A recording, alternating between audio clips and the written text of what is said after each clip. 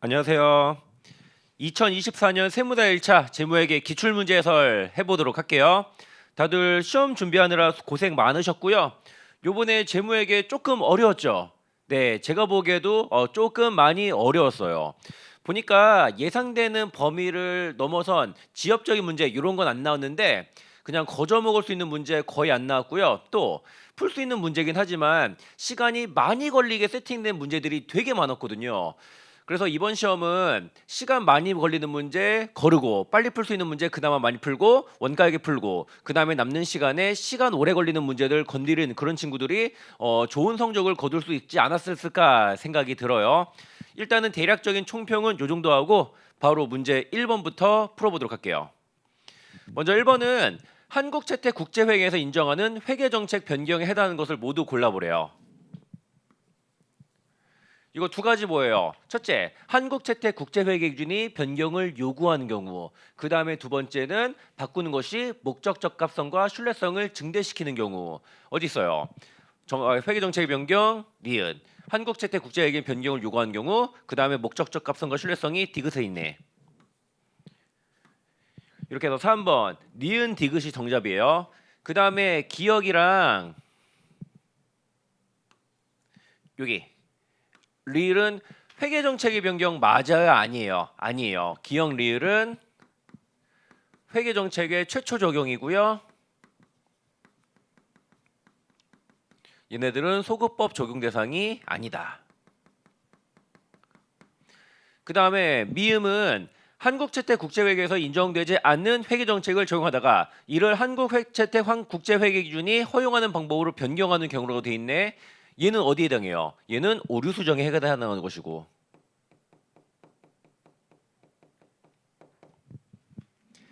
그 다음에 2번 볼게요. 네, 자본유지 개념 계산 문제네. 주세무는 엑슬련 초 상품 매매업을 영위할 목적으로 현금 10만 원을 납입받아 설립되었다.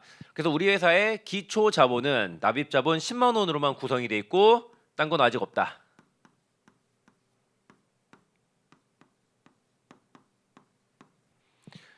근데 우리 회사가 어떤 영업을 했냐면은 상품 40단위를 단위당 2,000원에 8만 원어치 현금으로 구입했네요. 현금 10만 원 있다고 10만 원을 다 재고산 사오나? 아니지. 약간은 여유자금 남게 되잖아요. 40개를 사왔대. 그 다음에 이걸 싹 다 단위당 3,000원에 모두 판매했대요. 그럼 자본의 증가 얼마예요? 40개를 2,000원에 사와서 3,000원에 되팔았으니까 단위당 1,000원에 마진 남겼잖아요. 자본의 증가는 4만 원이네. 그래서 기말 자본은 총 얼마예요? 14만 원인 거예요. 근데 뭐 증자나 감자 요딴 거 없으니까 납입 자본은 그대로 10만 원이고 그 다음에 우리가 할 일. 요 자본의 증가 4만 원이 얼마가 자본 유지 조정이고 얼마가 이익여금이냐 요거 나누는 거예요. 근데 이번 문제에서는 실물 자본 유지 개념을 적용하라라고 돼 있네. 실물 자본 유지 개념. 그럼 우리 회사의 실물 자본이 얼마인가 봐야 돼요. 보시면은 우리 회사가 기초에 상품 40개를 샀다고 해서 우리 회사의 실물 자본은 40개다 이러면 안 된다. 몇 개예요? 우리 회사는 기초 자본이 총 10만 대인데 만약에 2,000원짜리 재고자산을 싹 다 사면은 50개 살 수 있잖아요. 그래서 우리 회사 실물 자본은 총 50개 규모다라고 해야 된다. 40개가 아니라. 근데 우리 회사가 내년에도 똑같은 영업하려면은 만약에 몰빵 친다면은 50개의 재고 자산을 살 수 있는 그러한 자본이 있어야 되잖아요. 그래서 기말이 유지할 자본은 50개 곱하기 네, 기말에는 요 녀석이 2,500원으로 구입 가능하대요. 현행 원가가 2,500원이래요. 그럼 내년에도 똑같은 영업하려면은 50개 곱하기 2,500, 12만 5천 원의 자본을 유지해야 돼요. 아, 그래서 2만 5천 원 요만큼이 자본 유지 조정이고 이렇게 하면은 기초와 동일한 실물 자본을 유지하면서도 추가로 15,000원 더 증가했네. 그러니까 당기 순이익에 의한 이익여금이 15,000원 이렇게 되겠다. 그래서 정답은 이익 15,000원에 자본 유지 조정 25,000원에서 정답은 2번이 되는 거예요. 그리고 여기 보시면은 2000X년 초 물가지수를 100이라고 할 때 2000X년 말 물가지수는 120이다라고 돼 있네. 이번 문제선 요거 뭐였어요? 페이크였어요. 이거는 실물 자본 유지 개념에서는 필요 없는 자료고요. 언제 필요해요? 이거는 불변 구매력 재무 자본 유지 개념에서 이게 필요한 자료다. 만약에 실물 자본 유지 개념이 아니라 불변 구매력 재무 자본 유지 개념이라고 쳐요. 이때 이렇게 하면 되지. 기초 대비 기말 물가 지수가 20% 올랐지. 120으로. 그러면은 자본의 증가 4만 원 중에 2만 원만큼은 자본 유지 조정, 이익잉여금은 2만 원. 이렇게 되는 거예요. 만약에 불변 구매력 재무 자본 유지 개념이었다면은 그다음에 문제 3번 볼게요. 주세무의 기기장치와 관련된 내역은 유로타 등등등. 그래서 투자 활동 현금 흐름에 미치는 순효과 물어봤네.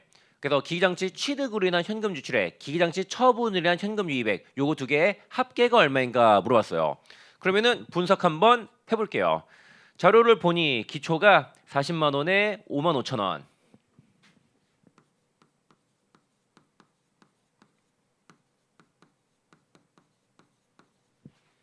그리고 기말이 41만 원에 6만 5천 원.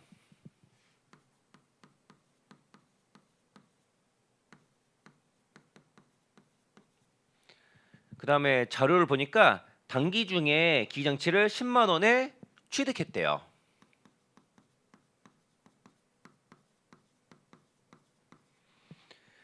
그리고 이런 취득과 처분은 모두 현금 거래래요.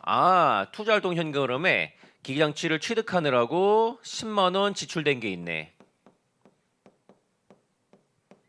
네, 요거 하나 구했고, 그 다음에 포괄 손익계산서에는 기기장치 처분이익 만 원이 있고,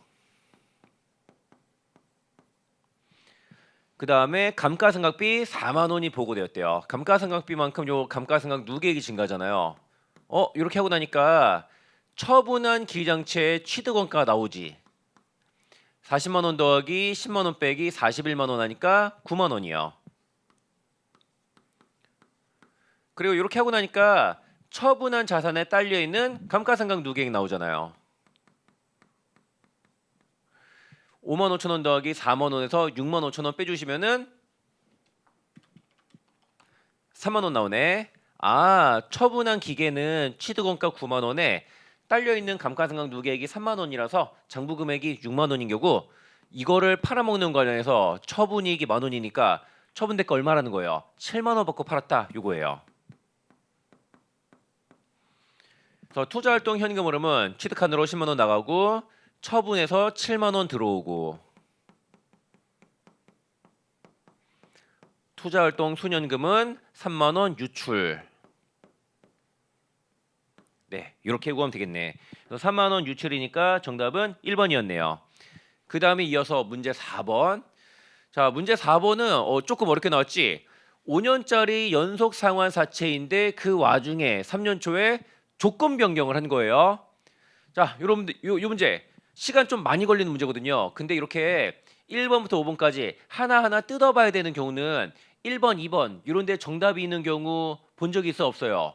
있긴 있는데 별로 없잖아. 정답은 거의 4번, 5번에 있잖아요. 그리고 여기 1번, 2번은 구하기 너무 쉽지. 연속 상환 사채 조건 변경까지 했는데 1번, 2번에서 답이 나올 리가 없잖아요. 그러면은 과감하게 X1년, X2년 분석은 생각하고요. 바로 X3년에 대한 분석으로 X3년 조건 변경에 대한 분석부터 시작하는 게 나을 것 같아요. 그러면은 이거 한번 확인해 볼게요. 자료 보니까 주 세무는 X년 초 상각후원가로 측정하는 금융부채에 해당한 사채 액면 금액 100만 원인데 표시이자율 8%고 만기 5년인데 이거네. 매년만 원금 20만 원씩 연속 상환하는 조건이래요. 그러다가 X3년 초 재무 위기가 발생하여 조건을 변경 이렇게 하였다. 그러면은 조건 변경부터 분석을 해볼게요. 조건 변경 직전에는 남아있는 현금 흐름이 요래요. 원금 20만 원, 20만 원, 20만 원 세 번 이렇게 갚아야 되고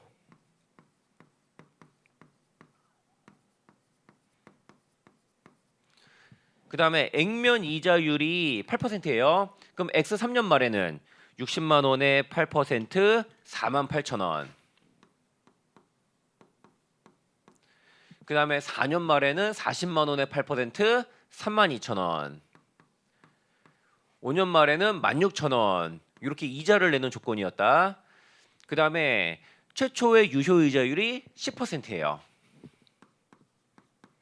그럼 조건 변경 전 X 3년 초 장부 금액이 얼마인가 계산해 볼게요.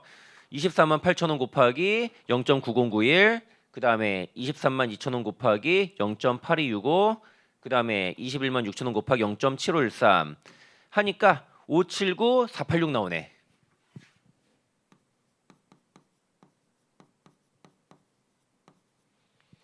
근데 현금 흐름을 이렇게 바꿨대요.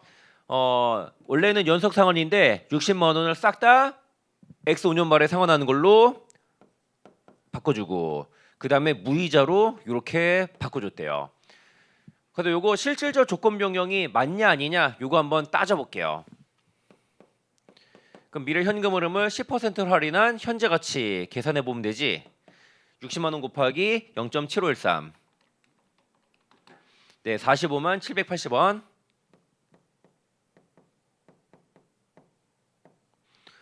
요거에 10% 이상 까이면 되는데 10%보다 딱 봐도 훨씬 넘잖아. 실질적 조건 변경이 맞다. 이렇게 판단 내려주시면 되고, 실질적 조건 변경이 맞으니까 X 3년 초에 기존 사채를 579486 제거하고 새로운 사채를 인식해야겠네. 자, 기존 부채가 제거되고 새로운 사채 인식하는 거잖아요. 그럼 얼마? 새로운 사채는 새로운 이자율 12%였나? 네, 12%로 할인한 현재 가치로 최초 인식해 주시면 되겠다. 그래서 60만 원 곱하기 0.7118 3기간 12% 현가 계수하면 되겠지? 427080.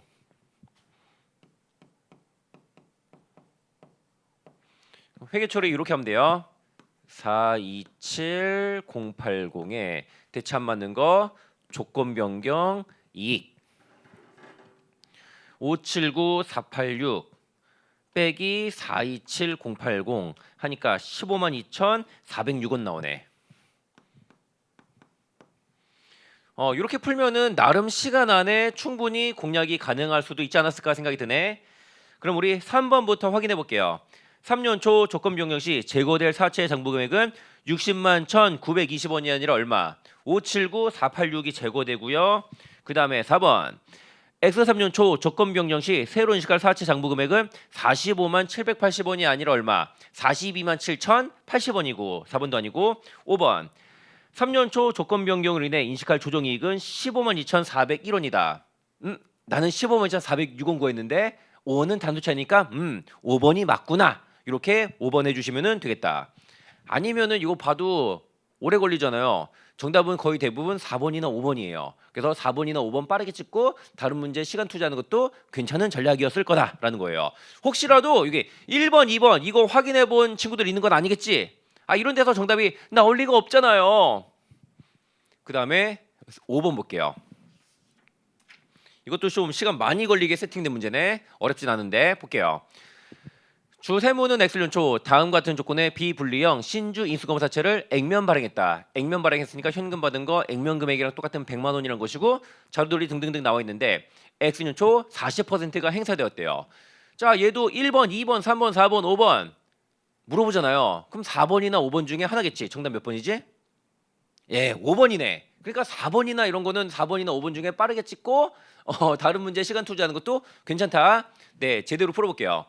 일단은 요 신주 인수권부 사채의 현금 흐름을 보니까 액면 금액 100만 원에 상환 조건이 미행사 시 115% 일시 상환이지 15만 원이네.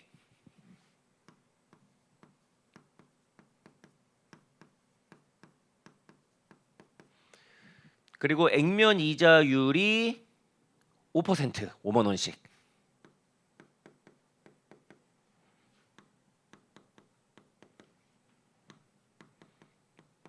그리고 일반 사채 시장 이자율은 10%고. 먼저 발행가액은 문제에서 액면 발행이라고 했으니까 100만 원이고요. 그리고 부채로 인식할 금액은 115만 원 곱하기 0.7513. 그 다음에 5만 원 곱하기 2.4869. 네, 988340.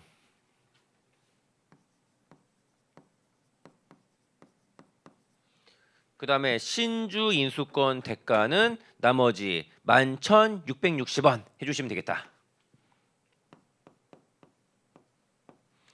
근데 그 와중에 뭔 일이 있었냐면은 2000X 2년 초 40% 행사되었대요.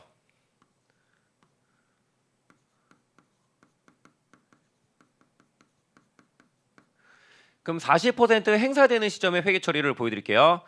일단은 사채가 988340에서 여기서 시작. 요 녀석 1년 동안에 10% 증가했다가 뭐 굳이 이거 구해보자면은 첫 해 이자 비용은 98834. 그 다음에 X년 말에 5만 원 빠지면은 장부 금액이 1037174.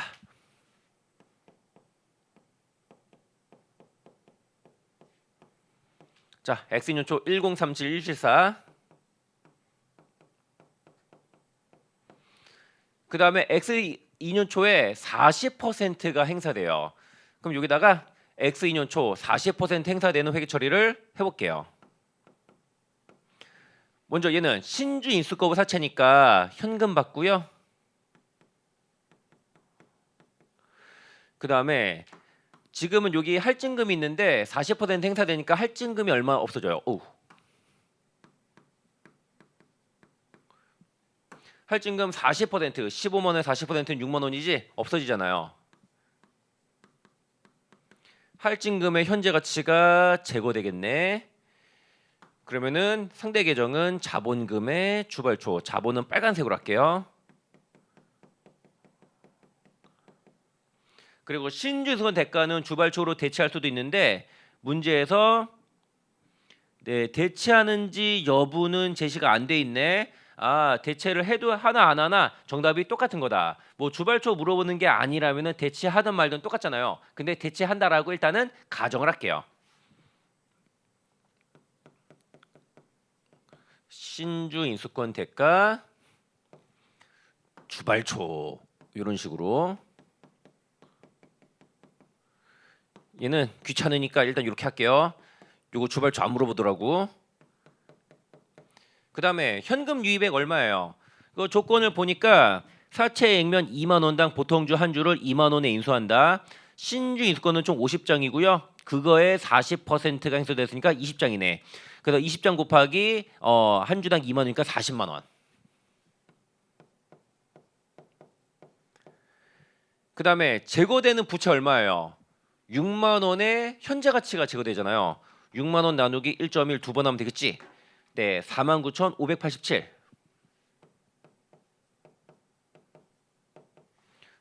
그 다음 이것도 행사함에 따라 49,587의 부채가 감소해서 네, 행사 직후 사채의 장부 금액은 네, 987587. 그리고 2000X년 이자 비용도 물어볼 수 있거든요. 얼마? 요게 10% 증가니까 2000X 이자 비용 98,759. 요 정도 했으면은 네, 웬만한 거 다 답이 되겠네. 1번. 2000X년 인식된 신유동 대가 124,355이다. 옳은 것을 물어보는데 1번 아니네. 11,660원이에요. 아니고. 2번. 2000X년 이자 비용이 87,565인가? 아니지. 98,834예요. 그 다음에 3번. X2년 초 신주 인수권 행사 시 자본 증가액 빨간 각계인데 빨간 각계는 뭐랑 똑같아요? 요 초록색 각계랑 똑같잖아. 자본의 증가액은 449,587이에요. 만약에 주발초 물어봤으면은 요 빨간 것도 확인해 봐야 되는데 주발초를 물어본 게 아니니까 이렇게 확인하고 끝내면 되겠다. 그 다음에 4번. X2년 초 신주 인수권 행사 후 할증금을 포함한 사채 장부 금액은 137,173가 아니지. 987, 587이잖아요. 그 다음에 5번 X년도 이자 비용은 98,758. 네, 단수 차이 고려하니까 맞네. 그래서 정답은 얼마? 정답은 5번 되겠네요. 자, 이런 것도 딱 봐도 4번이나 5번이 정답 있을 확률이 매우 높잖아요. 그래서 4번이나 5번 둘 중에 하나 찍고 그 시간에 딴 거 푸는 것도 나름 괜찮은 전략이었을 것 같다. 그 다음에 문제 6번이요. 문제 6번은요. 주식 선택권인데 특이한 게 요거. 주식 선택권의 공정 가치를 신뢰성 있게 측정할 수 없다고 판단하여 내재가치법을 적용하기로 한 케이스다. 아, 그러면은 다 똑같은데 주식 선택권의 공정 가치를 보는 것이 아니라 대신에 내재가치 넣는 거다. 요거예요. 그러면은 한번 살펴볼게요. 주세무는 X년 초 종업원 100명에게 각각 주식선택권 10개씩 부여했고요. 3년 용익제공 조건에 만기는 6년, 주식의 액면 금액은 40원인데 행사 가격 50원, 그리고 부여 현재 기업의 주가도 50원이다. 근데 중요한 거 내재가치법을 적용하기로 했다. 왜? 주식선택권 공정가치를 신뢰성 있게 측정을 할 수가 없으니까. 그러다가 행사된 주식선택권은 모두 회계연도 말에 행사되었고요. 주식선택권과 관련된 자료가 유릇해요. 그래서 먼저 A가 X3년 주식보상 비용과 그 다음에 B가 4년 말 주식선택권의 잔액이 얼마인가 물어봤네. 일단은 옵션의 공정가치 모르니까 내재가치 구해봐야 되잖아요. 내재가치 어떻게 구하면 되나? 여기다 미리 좀 구해놓을게요.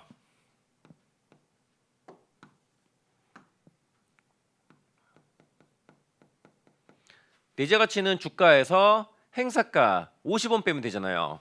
그럼 여기 3, 5, 10, 20, 15, 30 이렇게 미리 구해놓으면 되는 거다. 그럼 요걸 보고 X3년 주식보상 비용부터 계산을 해보도록 할게요.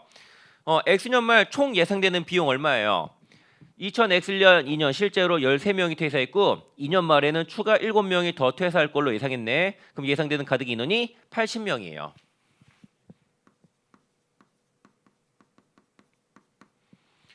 곱하기 수량은 10개씩 똑같고 만약에 옵션에 공정가치를 넣었으면 재측정 안 하잖아요. 하지만 내재가치 넣었을 때는 재측정 한다 안 한다? 한다. 그게 얼마? X년 말에는 5원으로 재측정을 했겠네.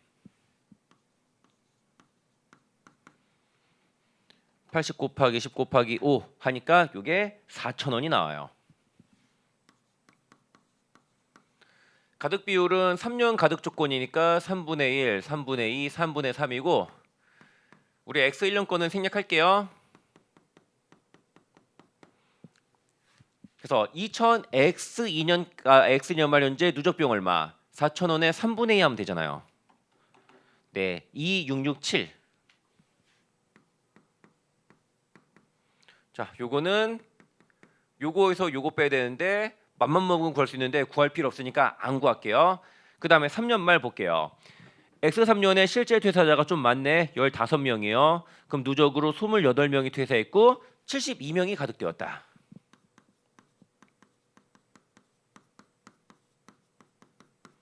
근데 내재가치 정하는 거니까 3년 말 내재가치 재측정을 해야 되고 그게 얼마? 10원이네.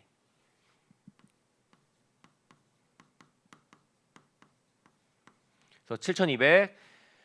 그러면은 3년 말 얼마? 7,200 곱하기 3분의 3 하니까 누적 비용 7,200.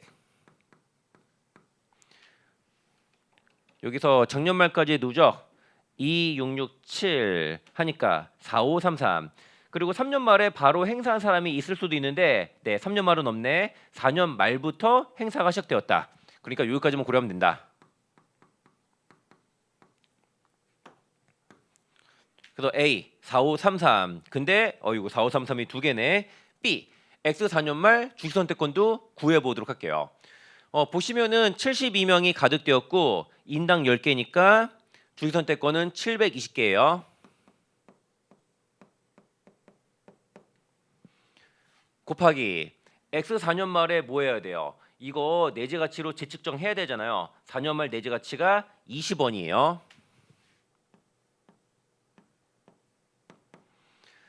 근데 4년 말에 이렇게 재측정을 하려 했는데 X 4년 말에 400개의 주식선택권 행사되었거든요.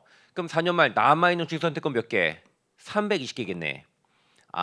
그래서 X 4년 말 주식선택권 잔액은 720개 가득되었다가 400개가 행사되어서 320개가 남아있는데 단위당 20원 내재 가치로 재측정을 해야 되니까 6,400원이다. 이렇게 구하면 되겠다. 그래서 이것도 정답은 2번 되겠네요. 그 다음에 7번 이번에 고급 회계가 하나 나왔는데 말문제가 나왔네. 여러분들 고급 회계 말문제 공부하는 거라고 했어요? 하지 말라 그랬어요? 하지 말라 그랬지? 왜? 고급 회계 말문제 너무너무 어려우니까. 이것도 저도 막 대충 빠르게 읽어보면은 저도 틀린 거 찾기 쉽지가 않거든요.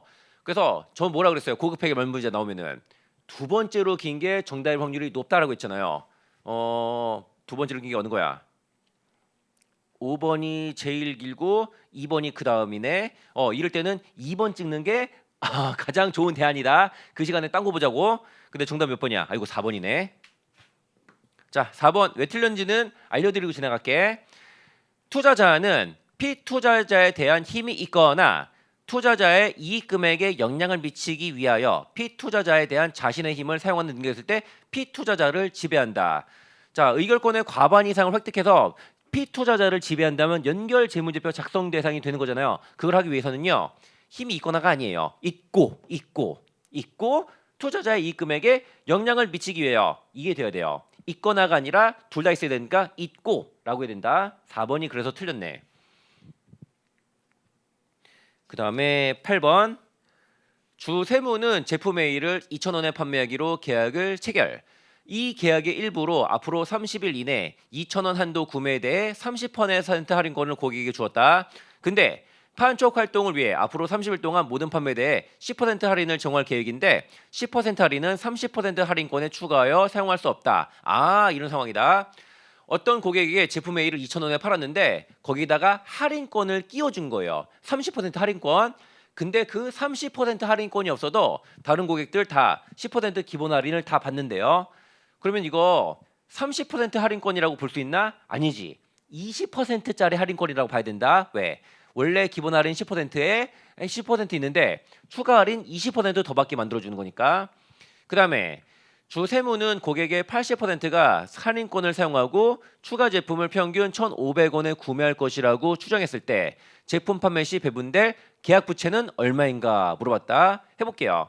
일단은 거래 가격은 2,000원이다.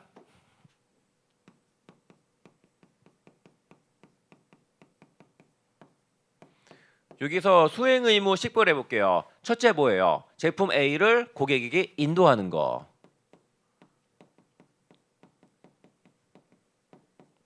그 다음에 두 번째 고객에게 할인권을 제공하는 거. 이렇게. 그럼 저 2,000원의 거래 가격을 두 개의 수행 의무의 상대적 개별 판매 가치 비율로 배분해 주시면 될 거예요. 그럼 할인권의 단위당 개별 판매 가격 구해볼게요. 얼마라고 해야 될까? 최대 2,000원 한도 내에서 할인을 해주는데 요 2,000원을 다 구매하는 게 아니라 1,500원 구매할 걸로 추정된대요.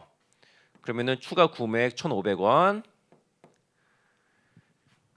그리고 고객의 80%가 할인권을 사용한대요. 고객이 행사할 확률 80%까지 고려해야겠네. 그 다음에 할인율 얼마? 30%가 아니라 20% 해야 된다. 그래서 80%의 고객이 1,500원을 구매하는데 20%를 할인해준다. 요거예요.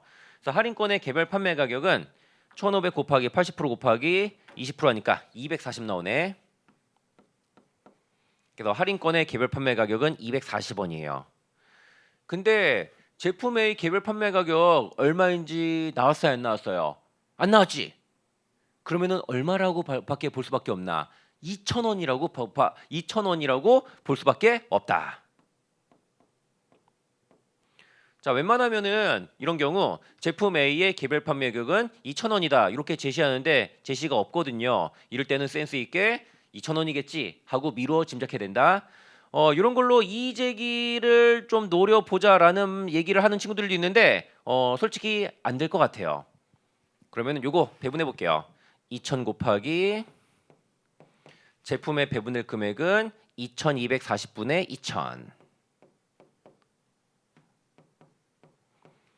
맘만 먹으면 구할 수 있는데 요거 안 물어봤다. 이거 물어봤잖아요. 할인권에 배분되는 금액은 2000 곱하기 2240분의 240이에요.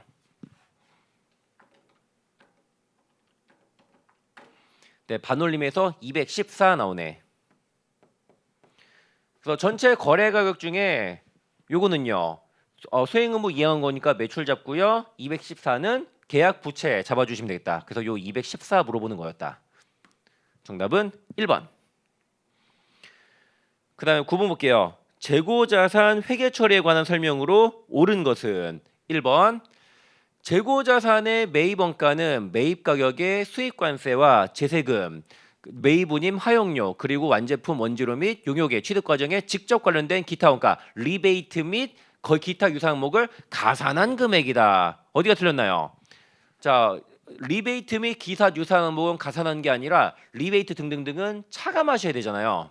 여기가 틀렸네. 그 다음에 2번. 재고자산을 후불 조건으로 취득할 때 계약이 실질적인 금융 요소를 포함하고 있다면 정상 신용 조건의 매입 가격과 실제 지급가액 간의 차이는 재고자산 취득원가에 가산하나요? 아니지. 명목 가치와 현재 가치 차이는 재고자산 취득원가로 보는 것이 아니라 기간에 거쳐 이자 비용 처리되는 거잖아요. 그 다음에 3번 볼게요. 확정 판매 계약 또는 용역 계약만을 이행하기 위하여 보유하는 재고자산의 손실한 가능 가치는 일반 판매 가격에 기초하는 것이 아니라 확정 판매 가격에 기초해야지. 그리고 확정 판매 계약을 이행하기 위해 필요한 수량을 초과하는 것은 일반 판매가 기준으로 적합평가하는 거고. 그 다음에 4번. 원재료 가격이 하락하여 원재료 원가가 순실한 가능 가치를 초과할 것으로 예상된다면 완성될 제품이 원가 이상으로 판매되더라도 해당 원재료를 현행 대체 원가로 측정된 순실현 가치로 감액하나요? 아니지. 완성될 제품이 평가 손실이 없으면 원재료도 무조건 없는 거잖아요. 4번 틀렸고 5번 볼게요. 재고자산의 감액을 초래했던 상황이 해소되거나 경제 상황의 변동으로 순실현 가능 가치가 상승한 명백한 증거가 있는 경우 최초의 장부 금액을 초과하지 않는 범위 내에서 평가 손실을 환입한다. 여기 맞네.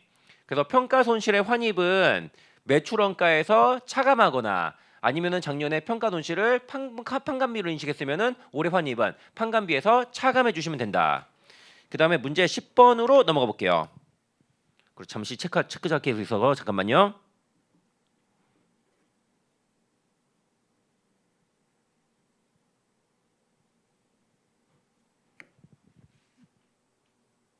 네, 그 다음에 문제 10번 볼게요.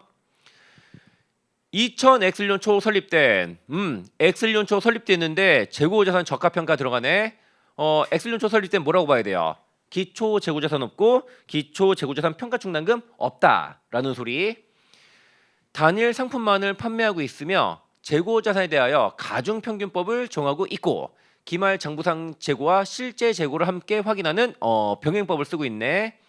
그 다음에 이렇게 매출 매입 내역이 이렇게 나와 있고요. X년 말 재고자산의 단위당 순실현 가능 가치는 110원. 2000X년도 재고자산 평가 손실은 2,960원일 때 매출원가 얼마인가? 단 간모의 80%는 정상간모이며 정상간모와 재고자산 평가 손실은 매출원가에 반영한다라고 돼 있네. 일단은 자료 한번 정리해 볼게요. 먼저 기초 재고자산 얼마?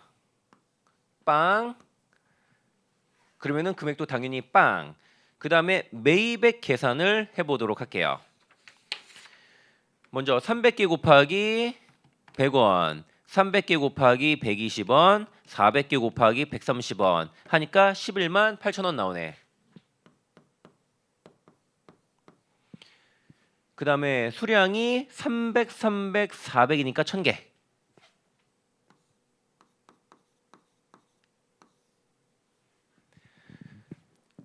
그리고 근데 판매 수량이 몇 개고 그 다음에 기말 수량이 몇 개고 등등등은 안 나왔어요. 이걸 우리가 알아봐야 돼. 잘 보니까 X년 말 재고자산의 순실현 가치는 단위당 110원이에요. 근데 일단은 재고자산의 원가가 얼마인가 볼게요. 보니까 실사법하의 가중평균법이니까 총평균법이네. 총평균 단가 얼마? 11만 8천원 나누기 1000 하니까 118이네.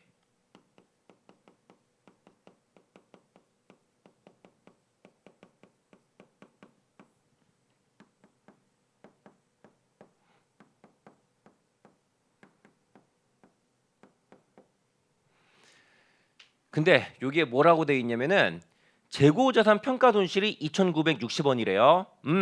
기초 대비 기말 평가 충당금의 증가 2,960이다. 근데 기초 평가 충당금 얼마예요? 기초 재고자산 없으니까 기초 평가 충당금 빵이잖아요. 기말 평가 충당금이 얼마다? 2,960원이다 라는 거예요. 그렇다면 뭔 소릴까? 아, 얘는 이렇게 구했나 봐. 총 평균 단가가 118이고요. 순실현 가치가 110이니까 단위당 8원씩 평가 충당금이 있는 거잖아요. 그래서 2,960 나누기 8하니까 요게 370개구나 라고 알 수 있어요. 기말재고 요게 370. 그 다음에 판매가 매출 200, 400이니까 600이네. 그럼 간모 얼마? 30개. 끝났네. 그러면은 간모 손실은 118원짜리 30개.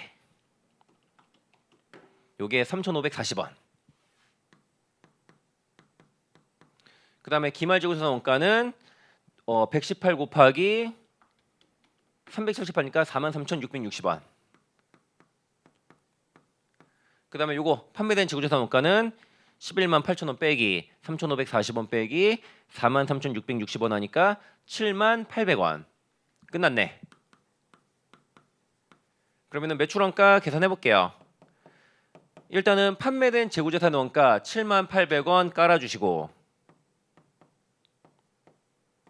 그 다음에 전체 간모가 3,540원인데 80% 정상 간모는 매출 원가에 포함한대요. 2,832.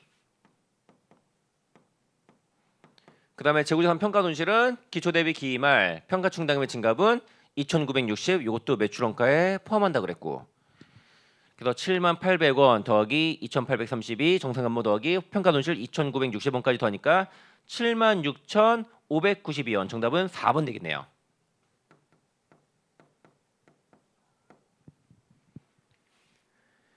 이어서 문제 11번 볼게요. 네, 처분 자산 집단 손상 차손이네. 볼게요. 주 세무는 엑슬년 12월 말 다음에 자산 집단을 매각 방식으로 처분하기로 했고, 이는 매각 예정 분류 기준 충족한다. 보시면은 처분 자산 집단이 재고 자산, FV 요시아이, 유형 자산 2개, 영업권 이렇게 구성이 돼 있네. 먼저 왼쪽에 매각 예정으로 분류하기 전 12월 말 장부 금액, 작년 말 금액인데 이거는 결론부터 말씀드리자면은 필요 없는 자료다. 매각 예정으로 분류하기 직전에 재측정한 장부 금액이래요. 예를 들어 재고자산 같은 경우는 저가평가 같은 거 할 수도 있는 거고, FVOCA는 공정가치 평가할 수도 있고, 유형자산은 감가상각 등등등을 할 수도 있는 거고, 그리고 영업권은요.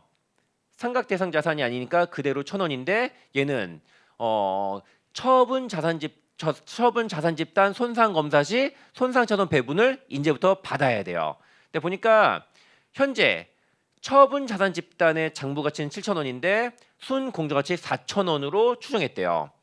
뭔 소리예요? 3,000원의 손상 차손이 발생했다라는 거예요. 그럼 3,000원의 손상 차손을 배분해 보도록 할게요. 먼저 손상 인식 전 각각의 장부 금액이 1,000원, 1,000원, 1,000원, 3,000원, 1,000원.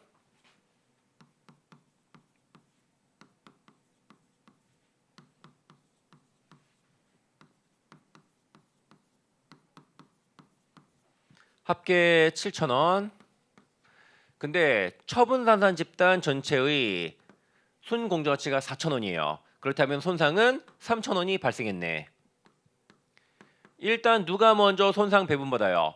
영업권이 먼저 받는 거예요. 그래서 영업권은 1,000원 손상 차손 배분받고 빵원이 돼버렸네. 만약에 이게 고급회계에서 배웠던 현금 창출단이라면은 나머지 2,000원의 손상 차손을 모든 자산이 장부가치 기준으로 배분받잖아요. 근데 지금은 그거랑 유사하긴 한데 현금 창출 단위가 아니라 처분 자산 집단이다. 처분 자산 집단에는 손상 차손 배분 면제되는 친구들이 있지. 첫째 누구? 유동자산. 재고자산 유동자산이지. 얘는 손상 차손 면제. 그 다음에 공정가치 등으로 평가하는 애들도 네 손상 차손 면제예요. FVOCI 얘도 면제. 그렇다면은 유형자산 1 재평가하는 건데 쟤도 공정가치로 평가했잖아요. 쟤도 면제인가? 아니에요. 얘도 이론적으로는 공정어치를 평가하니까 면제해도 되지 않을까라는 생각이 드는데 얘는 면제를 거부하신 분이다라고 얘기했잖아. 그래서 얘나 똑같이 손상차손 배분받아야 돼요. 근데 물어본 게 유형자산 2네. 예. 안 물어봤으니까 대충 이렇게 하고요. 유형자산 2가 배분받을 손상차손 알아볼게요. 얼마? 전체 3천 중에 영업권이 1,000을 가져갔고 나머지 손상 2,000을 유형자산 1, 2가 나눠 가져야 된다. 근데 이 중 4,000분의 1,000은 1이, 4,000분의 3,000원은 2가 가져가겠다. 이렇게 해서 1,500원 네, 손상차손 배분받아서 유형자산 2는 얼마? 이렇게 1,500원이 되었겠다. 그래서 재고자산과 유형자산 2 장부금액 물어봤잖아요. 1,000원, 1,500원. 그래서 정답은 4번 해주시면 되겠네요. 그 다음에 12번 투자부동산 회계처리에 관한 설명으로 옳지 않은 것은 자, 요거 4번이 틀렸네. 확인해 볼게요. 부동산 중 일부는 시세 차익 얻기 위하여 보유하고 일부분은 재화 생산에 사용하기 위하여 보유하고 있으나 이를 부분별로 나누어 매각할 수 만약에 있다면은 따로따로 회계 처리하면 되는 거지. 근데 부분별로 나누어 매각할 수 없대요. 이때 어떻게 해야 돼요? 일단은 전체를 유형자산으로 분류하는 것이 원칙인데 다만 주 영업에 사용하는 부분이 경미할 때에는 전체 부동산을 투자 부동산으로 분류해야지. 그래서 주 영업에 쓰는 부분이 경미할 때에만 투자 부동산으로 분류한다. 그리고 그 이외의 경우에는 유형자산을 분류한다. 라고 했는데 재화 생산에 사용하기 위하여 보유한 부분이 중요하다고 하더라도 전체 부동산을 투자 부동산을 분류한다가 아니지. 네, 주 영업에 사용한 부분이 경미할 때에만 전체 부동산을 투자 부동산을 분류하는 거예요. 그래서 3번이 틀렸네요. 그 다음에 문제 12번부터는 다음 시간에 이어서 해볼게요.